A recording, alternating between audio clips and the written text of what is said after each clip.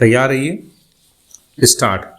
14वें महाराष्ट्र विधानसभा चुनाव के पूर्व भारतीय जनता पार्टी भाजपा और शिवसेना ने चुनाव पूर्व गठबंधन करके चुनाव लड़ा। विराम। 24/10/2019 को घोषित परिणाम में किसी भी दल या गठबंधन को स्पष्ट बहुमत नहीं मिला। फिर भी भाजपा ने 105 सीट के साथ सर्वाधिक सीट जीती। विराम। दिनांक 9/11/2019 को राज्यपाल ने भाजपा को सरकार बनाने के लिए आमंत्रित किया, किंतु शिवसेना द्वारा भाजपा से गठबंधन तोड़ लेने तथा बहुमत न मिलने के कारण भाजपा ने सरकार बनाने से इनकार कर दिया। विराम। इसके बाद राज्यपाल ने दूसरी बड़ी पार्टी शिवसेना को सरकार बनाने के लिए आमंत्रित किया, किंतु नियत समय के भीतर शिवसेना ने भी सरकार बनाने से इनकार कर दिया। विराम। पुनः राज्यपाल ने तीसरी बड़ी party Nationalist Congress Party NCP Sharad Pawar को सरकार बनाने के लिए आमंत्रित किया, किंतु उसने भी सरकार बनाने से इनकार कर दिया। विराम। अंततः 12 नवंबर 2019 को राज्यपाल ने राज्य में संविधान के अनुच्छेद 356 के अंतर्गत राष्ट्रपति शासन लगाए जाने के लिए राष्ट्रपति से सिफारिश कर दी और उसी दिन राज्य में राष्ट्रपति शासन लागू भी कर दिया गया। विराम। याचिकाकर्ता शिवसेना, कांग्रेस एवं एनसीपी की ओर से याचिका में कथन किया गया कि वे एक गठबंधन सरकार बनाने के प्रयास में थे और दिनांक 22/11/2019 को इस संबंध में एक प्रेस कॉन्फ्रेंस भी की थी, किंतु दिनांक 23/11/2019 को सायंकाल 5:47 बजे राष्ट्रपति ने अनुच्छेद 356(2) के अंतर्गत प्रदत्त शक्ति का प्रयोग करते हुए राज्य में घोषित राष्ट्रपति शासन को वापस ले लिया। विराम। इसके बाद राज्यपाल ने इसी दिन देर रात प्रत्युत्तरदाता संख्या 3 भाजपा को सरकार बनाने के लिए आमंत्रित किया। विराम।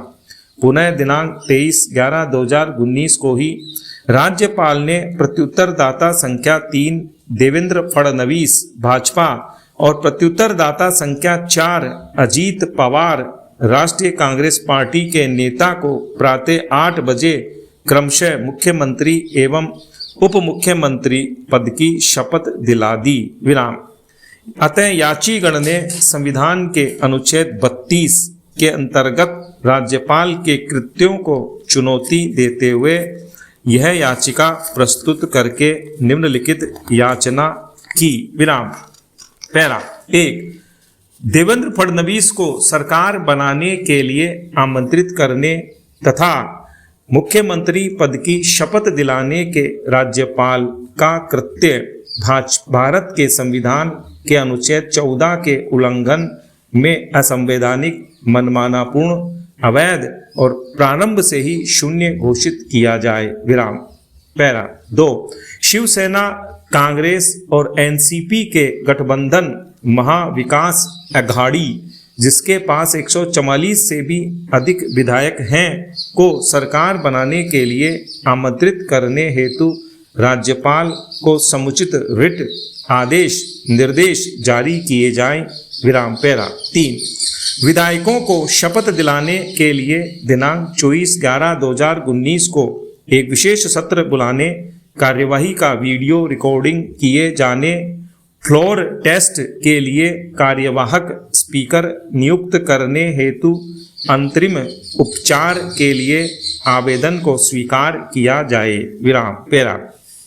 पूर्ण पीठ ने अगली सुबह अर्थात 24/11/2019 अवकाश का दिन रविवार होने के बावजूद प्रातः 11:30 बजे याचिका को सुना और मामले को 25/11/2019 को सुनवाई के लिए प्रस्तुत करने के साथ आवश्यक दस्तावेजों की मांग करते हुए संबंधित पक्षों को नोटिस जारी किया। विराम।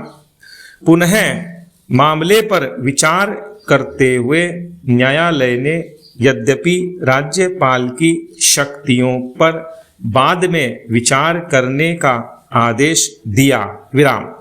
किंतु अंतरिम उपचार के संदर्भ में निम्न निर्णय निर्देश दिया। विराम। पैरा।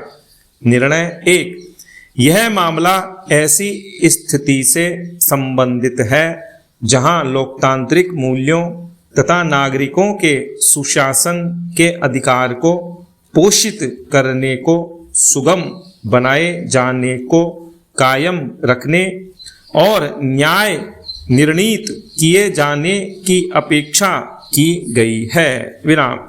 इस मामले के तथ्यों और परिस्थितियों में इस रिट याचिका की पोषणीयता और राज्यपाल के समाधान की वैधता और न्यायिक समीक्षा के विस्तार पर हम इस राय में हैं कि इन पर समुचित प्रक्रम पर विचार करेंगे, किंतु अंतरिम स्तर पर इस न्यायालय के लिए आज्ञापक है कि यह न्यायालय पक्षों के परस्पर प्रतिद्वंद्वी दावों पर विचार किए जाने हेतु उसे संज्ञान में ले और लोकतांत्रिक मूल्यों और सांविधानिक नैतिकता पोषित करने को कायम रखे। विराम।